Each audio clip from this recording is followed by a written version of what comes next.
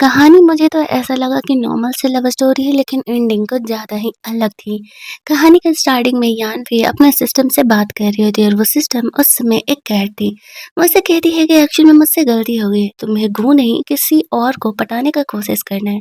अगर अपनी फैमिली को बचाना है तो पिछले 5 सालों से वो अपने सिस्टम के कहने की वजह से गू को अपना बॉयफ्रेंड बनाने के चक्कर में फँसी हुई थी। उसने उसके लिए क्या कुछ नहीं किया और आज उसकी सिस्टम कहती है कि तुम्हें गू नहीं जिम को पटाना है। जिम इस कहानी का मेन हीरो के होने के साथ-साथ एक विलेन भी था। अब यान भी उसकी क्यूटनेस को देख कर के देखते रह जाती है, बट फिर सोच रही होती है कि वो एक विलेन है। क्या इस बार सिस्टम सही कह रही है, इस विलेन को पटाना होगा? क्योंकि चीज़ें उसके लिए थोड़ी मुश्किल होने वाली थी। जिम उसके सामने से गुज़र जाता है, जैसे कि वो यान्वी को जानता भी नहीं हो। बट क्या वो सच में यान्वी को नहीं जानता था? या फिर गो के साथ उसका जो अफेयर चल रहा था, उस वजह से वो उसे इग्नोर कर रहा है।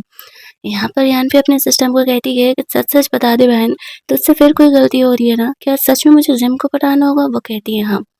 इधर गू का गेम खत्म होते ही वो यान्वी को चिल्लाने लगता है कि तुम्हें दिख नहीं रहा है कि मैं टायर्ड हो गया हूँ।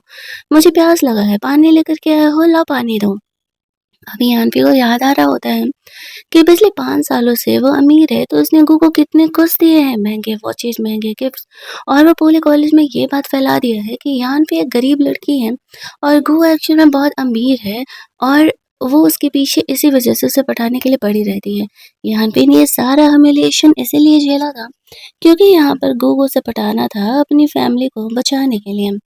जब आज गू ऐसा कहता है तो यान्वी गुस्से में आकर के उसके ऊपर से पानी फेंक देती है। और कहती है शायद अपनी औकात तुम भूल रहे हो, तुम मेरे घर के मेड के सन हो और अपनी मालकिन पर तुम ऐसे हुक्म चला रहे हो। अब ये सुनते ही गू बातें घुमाने लगता है क्योंकि कॉलेज में तो सबको पता था कि वो एक यंग मास्टर यानी कि अमीर इंसान है, और यान्वी का ऐसा कहना गू को काफ़ी एम्बैरेसिंग फील करा रहा था। वो उसे चुप रहने के लिए कहता है और कहता है कि क्या बकवास कर रही हो। यान्वी कहती है कि तुम्हें भी पता है कि मैं क्या बकवास कर रही हूँ। आज से मैं तुम्हारा पीछा करना बंद करती हूँ एंड आई होप कि तुम भी मेरा पीछा करना बंद कर दो, क्योंकि तुम्हें तो वैसे भी मैं पसंद नहीं थी ना। ऐसा बोल करके फाइनली वो उससे ब्रेकअप करके, जो कि उनका कभी रिलेशनशिप था भी नहीं, वहाँ से बाहर निकल जाती है, यानी अपनी कॉलेज की तरफ। सोच रही होती है कि शायद उसने सही किया। तभी वो जिम से टकराती है और जिम वहाँ से गुज़र रहा था। जैसे ही यान्वी उससे टकराती है तो वो अचानक से बेहोश होने लगती है। जिम ये देख कर के थोड़ा घबरा जाता है और यान्वी को जल्दी-जल्दी कॉलेज के हॉस्पिटल में लेकर के जाता है। जब वो लोग वहाँ पर जाते हैं तो यान्वी अब भी बेहोश ही थी। कुछ देर बाद जब उसे होश आता है तो वो अपने सामने जिम को देखती है। जिम में से पूछ रहा था कि अब ठीक तो हो ना? यान्वी कहती है कि हाँ, मैं ठीक हूँ, और वह जिम को काफ़ी प्यार से देख रही होती है। तो जिम पूछता है क्या हुआ? डोंट वरी, डॉक्टर ने कहा है कि हीट स्ट्रोक की वज़ह से तुम बेहोश हो गई हो। गो के चक्कर में तुम इतने देर धूप में जो खड़ी रही। क्या सच में तुम्हें लगता है कि वो तुम्हारी इतनी फीलिंग के वर्थ इट है? यान्वी कहती है एक सेकंड, अब ऐसा है ना कि अब मुझे अकल आ चुकी है। मैं अब गो को फ़ॉलो नहीं करने वाली हूँ। वो अब मुझे पसंद नहीं है। लेकिन मुझे तुम काफ़ी क्यूट लगे, ऊपर से तुमने मेरी हेल्प भी की है। तो क्या तुम मुझे अलाउ करोगे कि मैं तुम्हें परस्यू करूँ? जिम को लगता है कि शायद ही इसके दिमाग पर कोई असर हो गया है।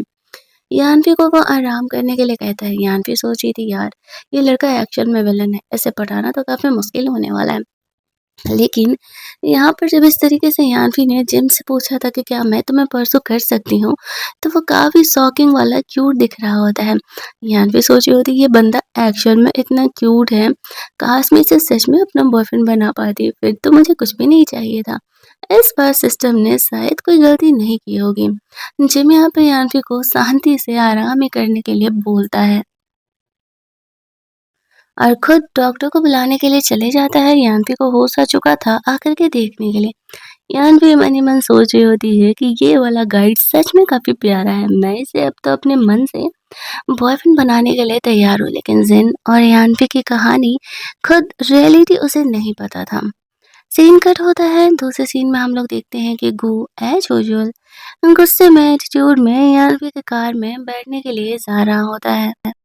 जहाँ पर कि उसका ड्राइवर उसे रोकता है कि यान्वी अभी तक नहीं आई है और मैं केवल तुम्हें लेकर के नहीं जा सकता हूँ। वो उस पर गुस्सा करते हुए कहता है, तुम्हें पता नहीं है कि यान्वी के फैमिली में मेरे लिए एक पार्टी रखी गई है और मुझे वो पार्टी अटेंड करना बहुत ही ज़्यादा ज़रूरी है। लेकिन बटलर फिर भी यान्वी के बिना वहाँ से जाने के लिए तैयार नहीं था। तभी वहाँ पर यान्वी जिम के साथ आती है। सारे लोग उससे उसके बारे में गॉसिप करने लगते हैं कि यान्वी तो वो तो इतना अमीर था ना, ये कार तो उसी का है, तो फिर ड्राइवर उसे क्यों नहीं बैठने दे रहा है? यान्वी जिम को लेकर के आती है तो गो उसे कहने लगता है कि तुम मुझे जलाने के लिए अब दूसरे लड़के के साथ हो, मतलब तुम्हें कोई और नहीं यही मिला था?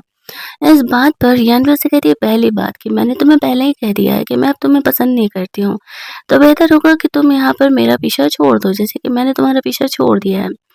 दूसरी बात यहाँ की अब मैं यहाँ पर जिम को परसू करने वाली हूँ, तो तुम हम दोनों को डिस्टर्ब मत करो। एज़ यू नो कि कार मेरा है और मैं यहाँ पर तुम्हें नहीं जाने देने वाली हूँ। ये कहते हुए वो गू को अपने कार में नहीं बैठने देती है और इस तरीके से जिम को बैठने के लिए बोलती है। अब यहाँ पर हम लोग देखते हैं कि उसे यहाँ पर सबके सामने काफ़ी इंसल्टिंग लगने लगता है, क्योंकि सबको तो पता था कि ये कार उसका है और वो उसे छोड़ कर के इस तरीके से जिम को बैठने के लिए कह रही है, तो उसका इंसल्ट तो होगा ही। बट ऐसे सिचुएशन में वो भला क्या ही कर सकता था? जब वो यान्वी पे गुस्सा कर रहा होता है तो जिम बीच में आ जाता है और कहता है, तुम्हें समझ में नहीं आता क्या कि वो तुम्हें यहाँ पर अपने साथ बैठने के लिए नहीं कह रही है? और फिर वो जिम को कार में लेकर के उस पार्टी में चली जाती है। अब इयान भी सोच रहा होता है कि उसे उस पार्टी में जाना तो पड़ेगा, वरना वो इस तरीके से अमीरों वाली ज़िंदगी सबको शो ऑफ कैसे करेगा। फिर हम लोग देखते हैं कि वो अपना रेडी-वेडी हो करके अपने पार्टी के लिए निकलता है। यही सोचते हैं कि यान्वी का बिहेवियर इतना बदला-बदला सा क्यों है? पहले तो वो ऐसे बिहेवियर नहीं किया करती थी। और फिर वो उस पार्टी के लिए निकलता है और दूसरी तरफ हम लोग देखते हैं, जब उस पार्टी में पहुँचता है तो वहाँ पर गार्ड्स उसे अंदर नहीं जाने दे रहे थे, क्योंकि उसके पास इन्विटेशन नहीं था। इस बात पर उसे काफ़ी ज़्यादा गुस्सा आ रहा होता है और वो कह रहे होते, तुम्हें पता है मैं आगे चल कर के यान्वी का हस्बैंड होने वाला हूँ, तुम लोग मुझे रोक रहे हो। इस हाउस के होने वाले ओनर को, अगर मैं एक बार ओनर बन गया ना, तो मैं सबसे पहले तुम्हें जॉब से निकालने वाला हूँ।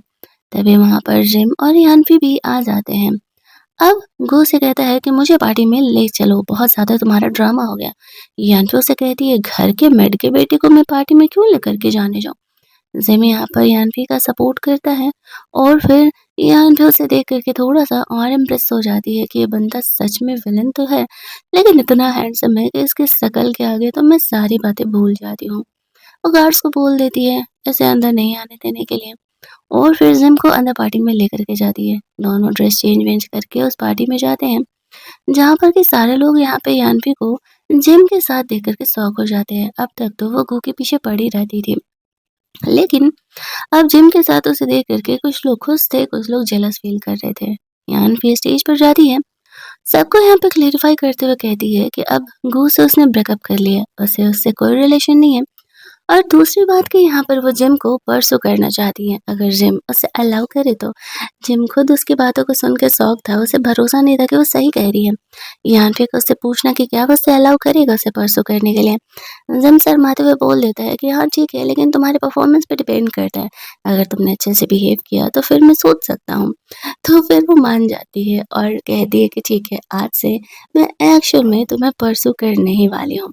वो दोनों वहाँ से बाहर निकलते हैं। यान्वी सोच रही होती है कि वो विलेन से पंगे लेके सही तो कर रही है ना, क्योंकि अब तक तो सिचुएशन नॉर्मल है, आगे वो कब एक्चुअल विलेन बन जाए कोई नहीं जानता है।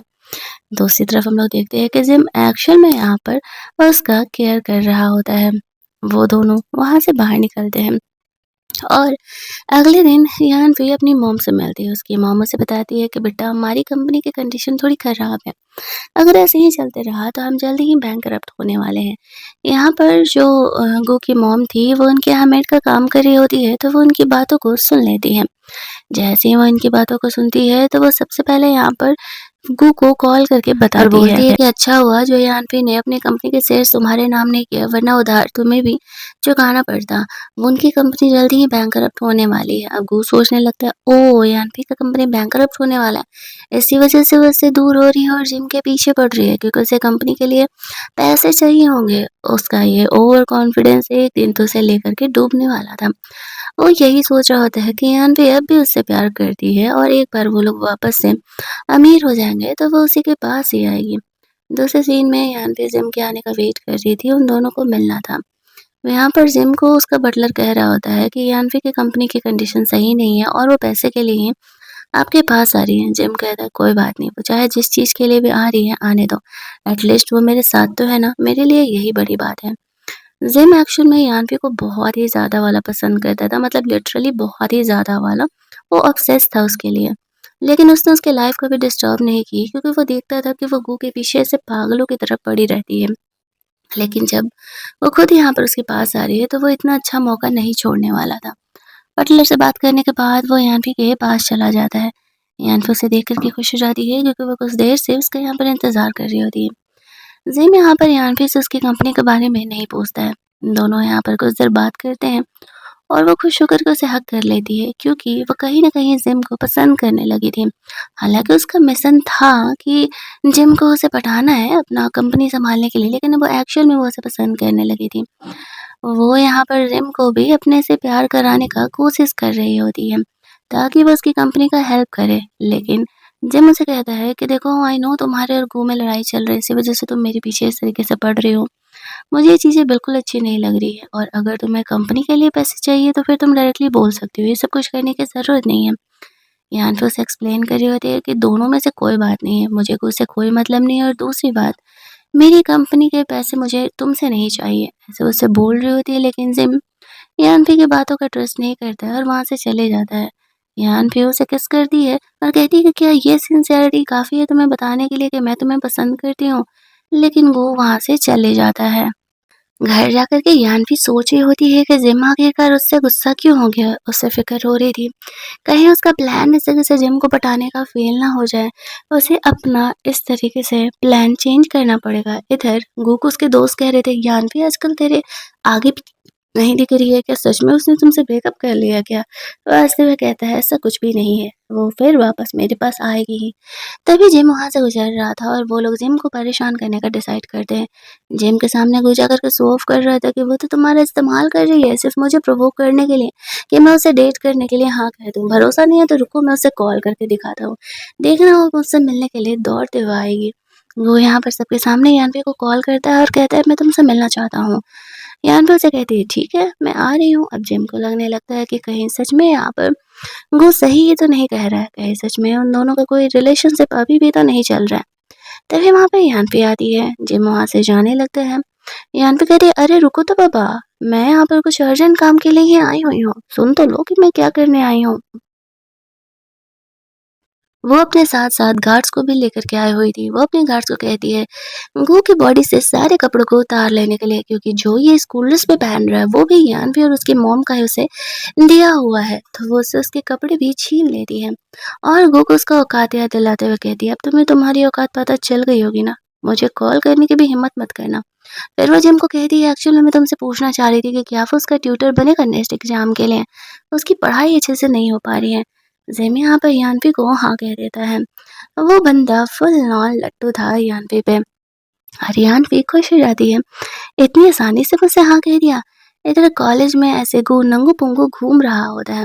अब सारे लोग उसे देख कर के हँस रहे थे कि ये कॉलेज में ऐसे नंगू-पुंगू क्यों घूम रहा है? उसका काफ़ी इंसल्ट हो रहा होता है। दूसरी तरफ यान्वी यहाँ पर जिम के साथ अपना रोमांटिक स्टडी सेशन कंप्लीट कर रही होती है। जिम उसे पढ़ाने के चक्कर में लगा हुआ था और यान्वी उसे ताड़े जा रही थी। जिम उसे कहता है ऐसे क्यों घूर रही हो मुझे? तो यान्वी का कहना था क्योंकि तुम काफ़ी क्यूट लग रहे हो इसी वज़ह से। अगले दिन वो वापस से यान्वी से बात करने के लिए आता है और कहता है कि जिम तुम्हारे लिए सही नहीं है। यान्वी कहती है और ये डिसाइड करने वाले तुम कौन होते हो? जिम तुमसे लाख गुना बेहतर है, चाहे वो जैसा भी है और तुम्हें मुझे ये ज्ञान देने की कोई ज़रूरत नहीं है। तभी वहाँ पर जिम भी आ जाता है और कहता है, जब यान्वी तुम्हें इंटरेस्टेड नहीं है तो तुम उसे परेशान नहीं करोगे तो ज़्यादा बेहतर होगा। वो दोनों वहाँ से चले जाते हैं और यान्वी यहाँ पर उसे थैंक्स बोलती है उसका हेल्प करने के लिए। जिम उसे कहता है, "अब हम दोनों फ्रेंड हैं, तो मैं तुम्हारा हेल्प तो करूँगा ना।" घर पे ऐसे गू बैठा हुआ था, उसकी मॉम उसे कहती है कि सच में यहाँ पे तुम्हें छोड़ तो नहीं रही ना? हम वापस से अमीर से गरीब हो जाएँगे। वो कहता है नहीं ऐसा कुछ भी नहीं है, फिर भी वो यानफे को अपना बनाने के लिए गो को आइडियाज़ देती है और उसे नींद का दवा पिलाने के लिए बोलती है ताकि वो उसके साथ रोमांस कर सके। अब गो सोचता है कि ये भी सही है, यानफी एक बार उससे शादी कर लेगी तो फिर ये सारी प्रॉपर्टी उसकी हो जाएगी। इधर यानफी डिनर कर रही होती है, तो गो की मॉम उसे मिल्क ले जा कर के देती है।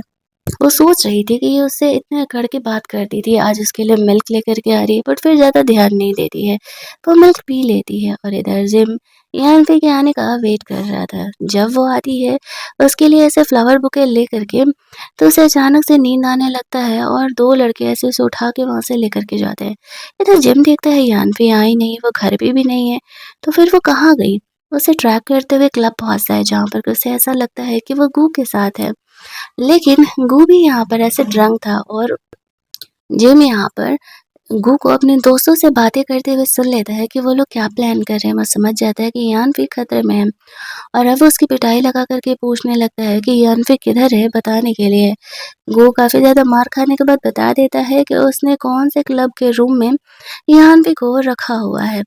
वो जिम का असली विलेन वाला रूप देख रहा होता है। यानफी को बस कोई कुछ करे नहीं, तब तक तो जिम काम डाउन रहता है। इधर यानफी नशे में बेहोश थी।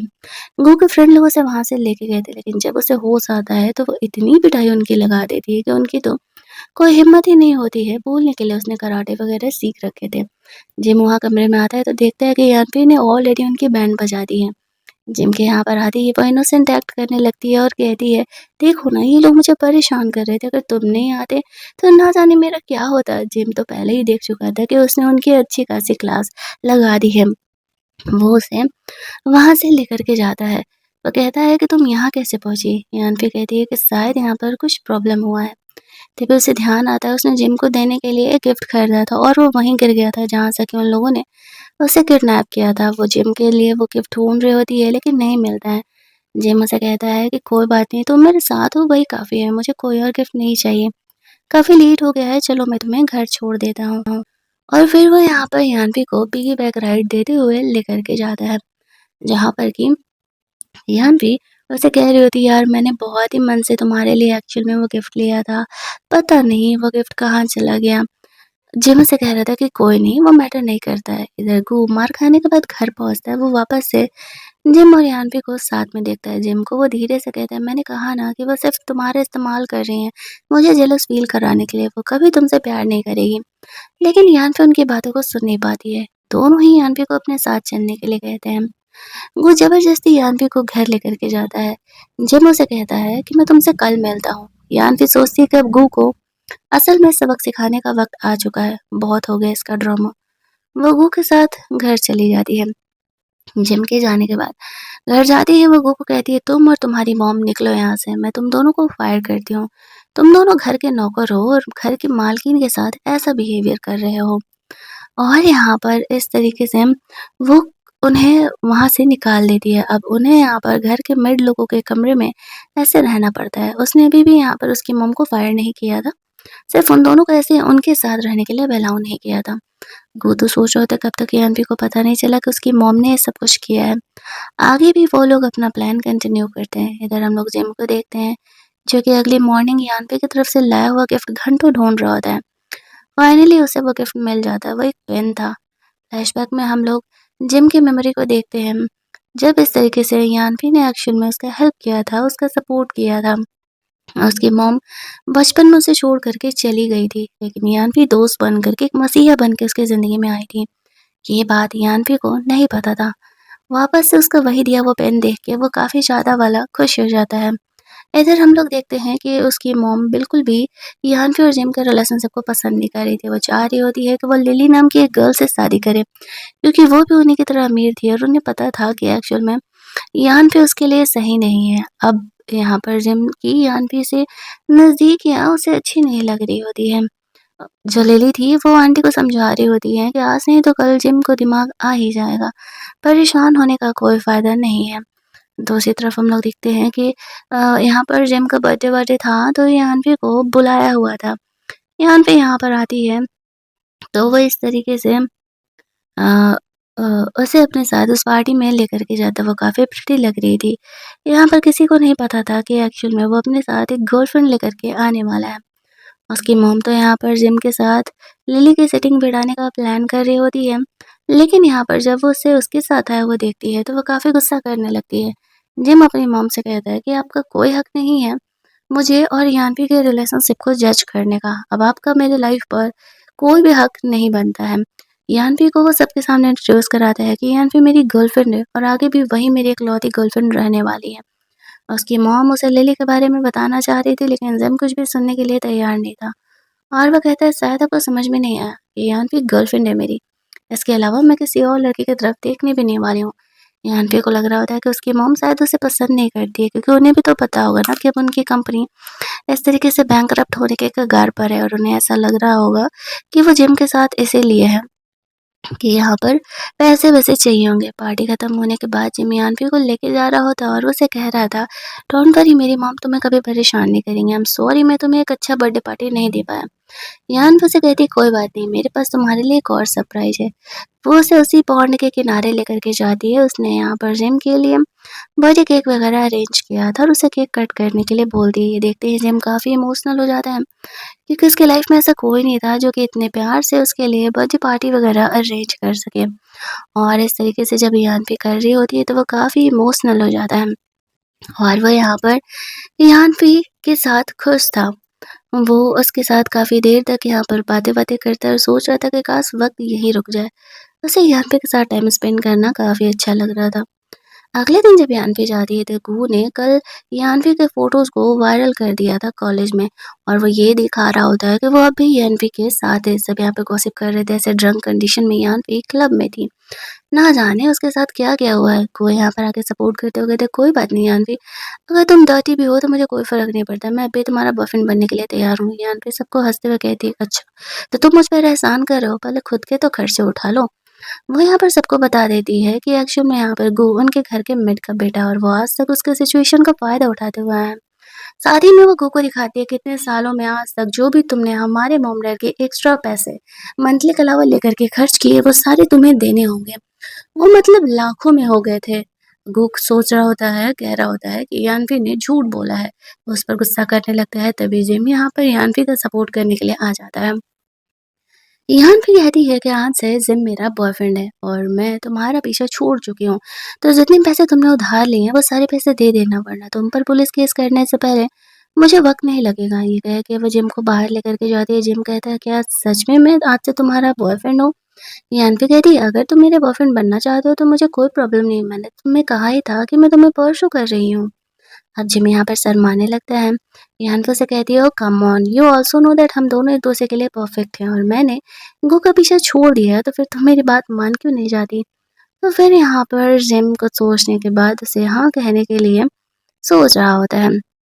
इधर हम लोग देखते हैं कि गू अपनी मॉम को कह रहा होता है कि यान्वी ने मुझे लाखों रुपए चुकाने के लिए बोले, उतने पैसे तो हमारे पास है भी नहीं। क्यों ना हम पैकिंग-वैकिंग करके यहाँ से गाँव निकल लेते हैं, तब यान्वी हमें पकड़ नहीं पाएगी। यही सोचते हुए वो लोग वहाँ से जल्दी-जल्दी घर से निकल रहे होते हैं। लेकिन तभी वहाँ पर यान्वी अपने गार्ड्स के साथ जाती है और कहने लगती है, "कहाँ भाग रहे हो बिना उधार दिए?" यहाँ पर वो लोग उसे घर लेके जाते हैं और गू से ज़बरदस्ती आईओ पर फिंगरप्रिंट लगवा लेते हैं। ये कहते हुए जब तक यहाँ पर वो यान्वी के फैमिली से लिए हुए पैसे चुका नहीं देता, वो ये शहर छोड़ कर के नहीं जा सकता है और अगर उसने वो पैसे नहीं चुकाए, तो वो उन पर करेगी पुलिस केस। इसके बाद गू जाएगा जेल में। उसकी मॉम यहाँ पर इतना उसे रिक्वेस्ट करते रहती है, लेकिन यहाँ पर यान्वी अब उनकी बातों को सुनने के लिए तैयार नहीं थी। यान्वी का बदला हुआ रूप देख कर के उसकी मॉम भी खुश थी कि फाइनली उसके बेटी को अकल आ चुका है। वो गू को कुछ खास नहीं पसंद करती थी, लेकिन यान्वी को वो मना भी नहीं कर पाती थी क्योंकि वो अपनी बेटी से बहुत ही ज़्यादा प्यार करती थी। दूसरे सीन में यान्वी अपने कमरे में सोच रही होती है कि अगर एक दिन वो जिम को एक्चुअल में अपना बॉयफ्रेंड बना लेगी, तो उसकी कंपनी की प्रॉब्लम सच में सॉल्व हो जाएगी। अगले दिन जिम वापस से उसे पढ़ा रहा होता है और वो अपने नए टेक्निक को उस पे इस्तेमाल करने का सोच रही थी। वो भी यहाँ पर आता है और उन दोनों को इतना साथ में खुश देख कर के अब उसे काफ़ी गुस्सा आने लगा था। कहीं न कहीं उसे रिग्रेट हो रहा था। यान्वी इतनी अमीर थी और उसके पीछे भी पड़ी हुई थी। उसे हाँ कह ही देना चाहिए था। लेकिन अब यान्वी बिल्कुल भी गू की तरफ पलट करके भी नहीं देखती है और उसे वहाँ से जाने के लिए कहती है। इस कॉलेज में ऑलरेडी गू का बहुत ही इंसल्ट हो चुका था और वो यहाँ से अब स्कूल चेंज कराने के बारे में प्लान कर रहा था। जब वो यहाँ पर जिम से अकेले मिलता है तो जिम को वही बातें करता है और कहता है कि पिछले 5 सालों से वो मेरे पीछे पड़ी है। सोचो अचानक से उसने तभी अपना मोहरा क्यों बनाया होगा, क्योंकि उसकी कंपनी बैंकरप्ट होने वाली है और उसे पैसे चाहिए। जिम यहाँ पर गो को वार्न करता है कि वह यान्वी को बदनाम करना बंद करे, वरना उसके लिए सही नहीं होगा। हम लोग देखते हैं कि बेचारा जिम यहाँ पर बचपन में ऐसे गरीबों की ज़िंदगी जिया करता था। उसकी मॉम को छोड़ कर के जाने के बाद यहाँ पर यान्वी ही उसका हेल्प किया करती थी। वो उसके एहसानों को कैसे भूल सकता है? वो जानता था कि वो बहुत अच्छी लड़की है और अगर वो फाइनेंशियली अब उसका हेल्प कर सकता है तो क्यों ही नहीं करेगा? वो वहाँ से चले जाता है। यहाँ पर उसने गो की किसी बातों पर कोई भी ट्रस्ट नहीं किया था। उसे उसकी मॉम का कॉल आ रहा होता है। वो उसे कह रही होती है कि लिली यहाँ पर तुम्हारी ही कॉलेज में अब से पढ़ने वाली है। तुम्हारा काम है उसका ध्यान रखना। जिम कहता है वो कोई छोटी बच्ची नहीं है और ना ही लिली का ख्याल रखना मेरा ज़िम्मा है। अगर आपको वो इतनी पसंद है तो आप उसे रख सकती हो। बेहतर तरीके से आप मेरी लाइफ में इंटरफेयर मत करो, वरना मैं ये भी भूल जाऊँगा कि एक्चुअल में आप मेरी मॉम हो। आफ्टर दैट हम लोग देखते हैं और यान्वी के लिए उसकी पसंद की चीज़ें बाय करने के लिए जाता है। उसे ऐसी स्वीट चीज़ें पसंद थी, तो वो काफ़ी सारी चीज़ें यहाँ पर यान्वी के लिए बाय करके लेकर के जाता है, उसे देने के लिए, उसे इम्प्रेस करने के लिए। दूसरी तरफ हम लोग देखते हैं कि लिली भी यहाँ पर कॉलेज में एंट्री ले चुकी थी। जिम उसे रिसीव करने के लिए नहीं आता है, उसे गुस्सा तो बहुत आ रहा था, लेकिन फिर भी वो अपने गुस्से को कंट्रोल करते हुए क्लासरूम में अंदर जाती है। क्लास में यहाँ पर जिन और यान्वी अब दोनों साथ में ही बैठा करते थे। वो वैसे पढ़ा रहा होता है, तभी हम लोग देखते हैं कि यहाँ पर लिली आ जाती है। टीचर यहाँ पर लिली को सबको इंट्रोड्यूस कराती है कि आज से हमारी न्यू स्टूडेंट की एंट्री है, ऐसे-ऐसे कह के। वो यहाँ पर आती है तो वो यान्वी को बेंच से हटने के लिए कहती है और कहती है कि वो और जिम दोनों बचपन के फ्रेंड हैं और वो जिम के साथ ही बैठना चाहती है। यान्वी वहाँ से नहीं हट रही होती है तो वो गुस्से में उसकी बुक्स को गिरा देती है। जिम ये देखते ही भड़क जाता है और बोलने लगता है कि तुम्हारी हिम्मत कैसे हुई यान्वी को बुली करने की? अगर शांति से तुम यहाँ पर इस कॉलेज में पढ़ना चाहती हो तो तुम यान फिर मुझसे दूर ही रहना, वरना तुम्हारे लिए सही नहीं होगा। यान भी मेरी बेंचमेट है और वही रहने वाली है। यहाँ पर तुम भूल भी जाना कि तुम्हें मेरे साथ बैठने का मौका भी मिलने वाला है। हम लोग देखते हैं कि वो वापस से जो बुक उसने यहाँ पर यान्वी का फेंका हुआ था, वो बुक उसे वापस से उठा करके देने के लिए बोलती है। मजबूरी में उसे ऐसा करना पड़ता है। हम लोग देखते हैं कि अब यान फेज़िन के बिहेवियर से थोड़ा ज़्यादा ही इम्प्रेस हो जाती है। ये सोचते हुए कि एक्चुअल में ये विलेन तो है, लेकिन उसके लिए तो हीरो है ना। इस तरीके से उसने सबके सामने उसे सपोर्ट किया, उसे प्रोटेक्ट किया। इट मीन्स कि कहीं न कहीं वो भी उसे पसंद करता है और उसके साथ रहना चाहता है। यान्वी यही सारी बातें जिम के लिए सोच रही होती है। जिम यहाँ पे यान्वी के लिए जो चीज़ें लाया था, वो ला कर के उसे दे देता है। वो और ज़्यादा खुश हो जाती है। इधर वो बाहर जा रही होती है, तभी एक लड़की से ऐसे टकराती है, बुक्स नीचे गिर जाते हैं। वो ये देख कर के उससे बात करने के लिए जाता है और जिम के बारे में बुराई कर रहा था कि वो लड़का सही नहीं है तुम्हारे लिए। मैं कह रहा हूँ ना, वो और लिली दोनों एंगेज हैं। यहाँ पर हमें पता चलता है कि एक्चुअल में गू को भी कैसे न कैसे बातें पता चल चुका है कि एक्चुअल में वो लोग एक नॉवेल के ये में है। अब उसे पता चलता है कि वो सेकंड मेल लीड है, तो वो फर्स्ट मेल लीड बनने का कोशिश करता है। यान्वी को वापस से अपने पास आने के लिए बोल कर के, लेकिन यान्वी यहाँ पर उसे सीधे तरीके से मना कर देती है और कहती है कि वो उसके साथ अब कोई रिलेशनशिप में नहीं रहना चाहती। यहाँ पर जिम आता है। यान्वी नहीं चाहती थी कि जिम को ये नोवेल वाले बुक की सच्चाई पता चले, वरना वो अब उसे भाव देना बंद कर देगा और वो अपनी फैमिली को फिर बचा नहीं पाएगी। वो गो को वार्न करता है कि तुम सीधे तरीके से इस कॉलेज से जा रहे हो तो चले जाओ, और अगर यान्वी को परेशान करने की कोशिश करते रहोगे तो तुम्हें पता है कि मैं तुम्हें कितनी बुरी तरीके से पीट सकता हूँ। और वो एक्शन में उसकी पिटाई लगाता भी है और उसे वार्न करता है उससे दूर रहने के लिए। वो उसे कहता है, "वो सिर्फ़ तुम्हारे इस्तेमाल कर रही है। तुम्हें पता भी नहीं है कि चीज़ें यहाँ पर कितने हद तक कॉम्प्लिकेटेड है।" वो कहता है, "चाहे जो भी हो, यान्वी मेरे साथ है ना, यही मेरे लिए मैटर करता है।" ऐसा कह के वो वहाँ से चले जाता है। अब जिम की फ़िक्र हो रही थी यान्वी को कि कहीं इस तरीके से उन दोनों की वापस से लड़ाई तो नहीं हुई। जब वो देखती है कि वो ठीक है, तो फिर वो नॉर्मल हो जाती है। आफ्टर दैट वो घर जाकर के सोच रही होती है और अपनी डायरी लिख रही होती है। उसकी आदत थी यहाँ पर ऐसे डायरी लिखने की। और यहाँ पर वो दोनों अगले दिन जब स्कूल से घर लौट रहे होते हैं तो भीग जाते हैं। जिम का घर पास में था तो वो यान्वी को अपने घर लेकर के जाता है, जहाँ पर कि वो उसे कहता है कि जब तक बारिश रुकती नहीं, हमें यहीं स्टे करना पड़ेगा। वो यान्वी को भी चेंज कर लेने के लिए बोलता है क्योंकि उसके कपड़े भी भीगे हुए हैं। यान्वी की डायरी यहाँ पर गलती से गिर जाती है। जब यान्वी चेंज करने के लिए जाती है तो वो डायरी जिम के हाथ लग जाती है। अभी वो उस डायरी को पढ़ ही रहा होता है कि तभी यान्वी उसे बुलाती है और उसे ड्रेस चेंज करने के लिए दूसरा ड्रेस देने के लिए बोलती है। वो उसे ड्रेस देने के बाद वापस से अपनी डायरी को पढ़ना कंटिन्यू करता है, जहाँ पर कि जिम को पता चलता है कि एक्चुअल में वो किसी मिशन पर है। पहले वो गू को इस मिशन की वजह से ही पटाना चाह रही होती है और अचानक से उसने अपना टारगेट चेंज कर दिया। अब उसका टारगेट जिम है। और उसने यहाँ पर जो-जो तरीके लिखे हुए थे जिम को पटाने के, वही सारे तरीके यहाँ पर यान्वी उस पर इस्तेमाल कर रही होती है। वो सोच रहा होता है, ओह! मतलब कि वो यान्वी के लाइफ में सिर्फ़ एक टारगेट है। फिर वो सोचता है छोड़ो, चाहे जो भी हो, क्या फ़र्क पड़ता है, यान्वी उसके साथ है ना। और अगर वो टारगेट के तौर पर इसके साथ रहना चाहती है तो वो उसे अपने से दूर कहीं नहीं जाने देने वाला है। फिर थोड़ी देर बाद यान्वी चेंज-वेंज कर लेती है, वो उसे मिल्क देने के लिए आता है क्योंकि बहुत ज़्यादा ही बाहर ठंडा था। अब तक यान्वी को नहीं पता था कि एक्चुअल में जिम को उस डायरी के बारे में पता चल चुका है। तो वो बिल्कुल नॉर्मल थी। उसके हेयर यहाँ पर भीगे-भीगे थे तो वो हेयर ड्राई करने के लिए बोल रहा होता है। अब वो सोच रही थी कि ये सारा टेक्निक तो मैं इस्तेमाल करने वाली थी जिम को पटाने के लिए।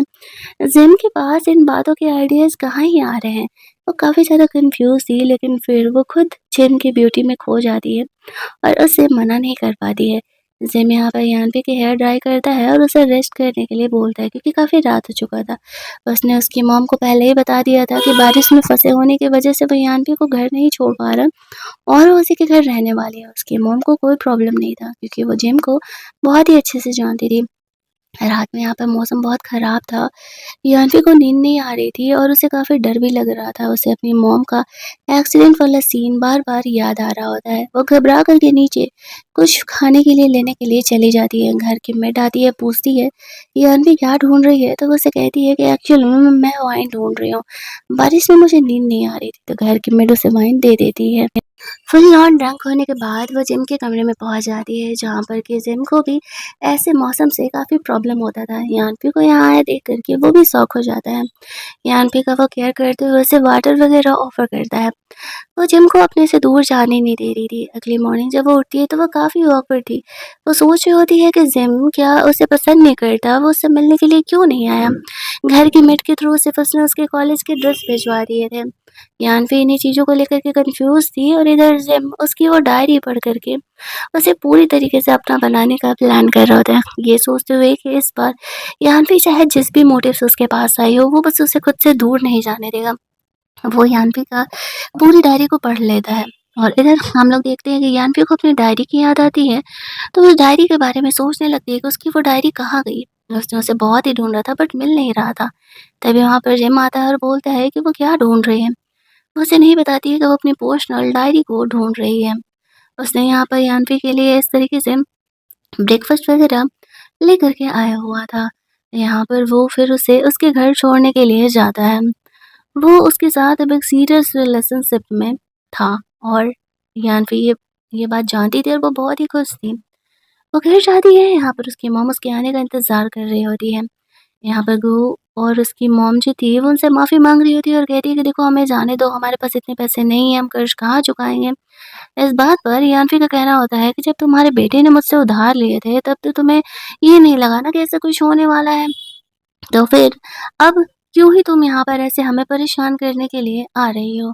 चली जाओ यहाँ से। उसका ये बोलना यहाँ पर उसे ये उम्मीद तोड़ देता है कि एक्चुअल में वो उसे उन्हें जाने भी देने वाली है और जिम की पिटाई करने की वज़ह से वो यहाँ पर हॉस्पिटल में था। उन्हें हॉस्पिटल के बिल भरने के लिए भी इतने ज़्यादा पैसे नहीं थे यहाँ पर। वो लोग उन्हें वहाँ से जाने के लिए कहती है। दूसरी तरफ हम लोग देखते हैं कि वो हॉस्पिटल में गू से मिलने के लिए जाती है और ये बात यहाँ पर जिम तक पहुँच जाता है। वो उसे कह रहा होता है, मुझे पता था कि तुम अब भी मुझे पसंद करती हो और मुझसे मिलने के लिए आओगी। उसका कहना था कि मैं तुम्हें मिलने के लिए आई हूँ इसलिए नहीं कि मैं तुम्हें पसंद करती हूँ, ये बताने के लिए कि मैं और जिम दोनों अब रिलेशनशिप में हैं। और एक्चुअल में हमारा तुम्हारा कोई चांस नहीं बनने वाला है। तभी जिम यहाँ पर यान्वी को सपोर्ट करने के लिए आता है और वो फ़िलहाल उसे कहता है कि तुम मुझसे क्यों मिलने आई थी? यान्वी उसे कहती है कुछ चीज़ें थी जो मैं उससे क्लियर करना चाहती थी। वो यान्वी को वहाँ से जाने के लिए कहता है। यान्वी के जाने के बाद वो जिम को सबक सिखाता है और कहता है लगता है कि अब तक तुम्हें तुम्हारा सबक मिला नहीं है। उसने उसे ऐसे पागलों की तरह टॉर्चर करने के लिए बोल दिया था हॉस्पिटल में, और वो कहता है कि तुम यहाँ से ज़िंदा बच के जाने नहीं वाले हो। तुमने कहा था ना कि यान्फी मेरा इस्तेमाल कर रही है, मैं उससे यूज़ होने के लिए तैयार हूँ, बस मैं उसका होना चाहता हूँ। यान्फी की लाइफ़ में मेरे अलावा और कोई लड़का नहीं रहेगा। और इधर दिमाग लगा कर के यान्फी सोच रही होती है कि उसकी वो डायरी नहीं मिल रही। या तो उसने खो दिया या तो वो डायरी जिम को मिल गया। फिर जब वो इधर कुछ दिनों में जिम की हरकतों को नोटिस करती है, तो वो समझ जाती है कि जो टेक्निक यहाँ पर जिम इस्तेमाल कर रहा है, वो सब उसके डायरी में लिखा हुआ था। इट मीन्स कि वो डायरी अब जिम के हाथ लग गई है। वो अकेले बैठ के बहुत ड्रिंक करने लगती है। जिम उसे ढूँढते हुए आता है तो उसे सारी सच्चाई बता देती है और कहती है, आई नो कि तुम मुझसे हेट कर रहे होगे ये रियलिटी जानने के बाद, लेकिन भले ही तुम मेरे टारगेट थे, हम एक नोवेल वर्ल्ड में हैं, लेकिन बाद में मुझे तुमसे प्यार हो गया। मुझे एहसास हुआ कि एक्चुअल में असली प्यार क्या होता है और तुमने मुझे इस बात की फीलिंग दिलाई। जिम उसे किस करते हुए कहता है कि कोई बात नहीं, एटलीस्ट अब तुम्हें इस बात का एहसास हुआ और हम दोनों खुश हैं, यही मेरे लिए मैटर करता है। यानफो से कहती है, प्लीज़ मुझे छोड़ कर के मत जाना, मुझे अकेले रहने से बहुत ही डर लगता है। जिम उसे ओके बोल देता है और वो उसका केयर करने लगता है। वो यानफे से प्यार तो एक्चुअल में करता ही था, भला वो उसे क्यों ही छोड़ कर के जाने वाला था। जब वो अगले दिन घर जाता है तो उसकी मॉम जिम पर बहुत गुस्सा कर रही थी। जिम कहता है, जिस रात आप बचपन में मुझे छोड़ कर के गई थी, उसी रात से मेरा और आपका पूरा रिश्ता खत्म हो चुका था। अब जब मैं अमीर बन चुका हूँ तब आप मेरे पास आ रही हो। मेरे और यान्वी के बीच अगर ये आने का कोशिश आपने किया तो वो आपके लिए सही नहीं होगा। ये बात आप अच्छे से जानती हो। इसी वजह से आप हमें परेशान करने के लिए मत आना। उसके जाते ही यहाँ पर लिली आती है, वो उसकी मॉम को समझाती है, डोंट वरी आंटी, मुझे पता है कि यान्वी की फैमिली बैंकरप्ट होने वाली है। इसी वजह से यहाँ पर हम उसका इस्तेमाल कर सकते हैं, उसे डाँट कर के उसे जिम की लाइफ़ से जाने के लिए बोल सकते हैं। यहाँ पर उसके मॉम को ये आइडिया काफ़ी ज़्यादा अच्छा लगता है।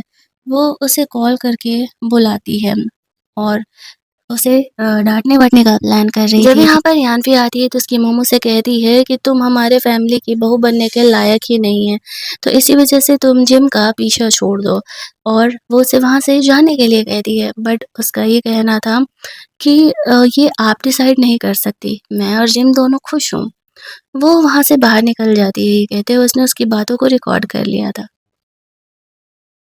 सोच रही होती है कि इतना आसान नहीं है इस तरीके से उसे बुली करना, और वो जाकर के जिम को सारे रिकॉर्डिंग सुना देती है। जिम उससे माफ़ी माँगते हुए कहता है, दोबारा उसकी मॉम उसे परेशान नहीं करेगी। यान्वी कहती है, आई नो कि तुम कभी उन्हें परेशान करने नहीं दोगे। वो उसके साथ अब सीरियसली था और उसे शादी-वादी भी करना चाह रहा होता है।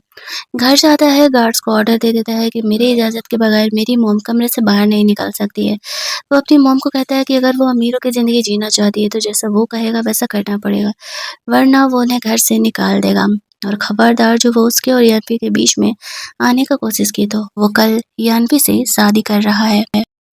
फिर वो इस तरीके से यान्वी को लेकर के जाता है उसे पॉन्ड के पास, जहाँ पर कि वो उसे कन्फेस करता है कि वो एक्चुअल में उससे शादी करना चाहता है। यान्वी उसके इस कन्फेशन को देख कर के काफ़ी इमोशनल हो जाती है और तुरंत ही उससे शादी करने के लिए हाँ कह देती है। साथ ही में यहाँ पर जिम उसे उसकी डायरी लौटाते हुए कहता है कि अब हमें इस डायरी की ज़रूरत नहीं है। वो उस डायरी को बर्न कर देता है। वो यान्वी को कहता है कि वो उससे सच में शादी करना चाहता है, एक रियल रिलेशनशिप में रहना चाहता है। यान्वी उसे हग कर लेती है और कहती है, मुझे बहुत बाद में एहसास हुआ कि एक्चुअल में तुम सच में मेरे लिए परफेक्ट हो। और अब जाकर के कहानी की असली एंडिंग सामने आती है। एक्चुअल में ये सब कुछ यान्वी का एक सपना था। रियल वर्ल्ड में एक्सीडेंट के बाद यान्वी कोमा में थी। जिम और उसकी मॉम यहाँ पर उसका ख्याल कर रहे होते हैं। जब यान्वी को होश आता है तो वो जिम को सामने देख कर के खुश होकर के उसे हग कर लेती है। जिम कहती है, मैं कभी तुम्हें छोड़ कर के गया ही नहीं। रियल लाइफ में भी वो दोनों एक्चुअल रिलेशनशिप में आ जाते हैं और हमारा ये ड्रामा यहीं पर एंड हो जाता है। एंडिंग देख कर के मुझे लगा था कि तो ये एंडिंग थी। यान्वी सपना देख रही है। कहानी अगर आपको भी अच्छी लगी होगी तो वीडियो को लाइक और शेयर करना मत भूलना। चैनल को सब्सक्राइब कर लेना ताकि नए वीडियोज़ के नोटिफ़िकेशन आपको मिलते रहें। चलिए जल्दी से मिल लेते हैं हम लोग एक और मस्त-मस्त वाली कहानी के हिंदी एक्सप्लेनेशन में।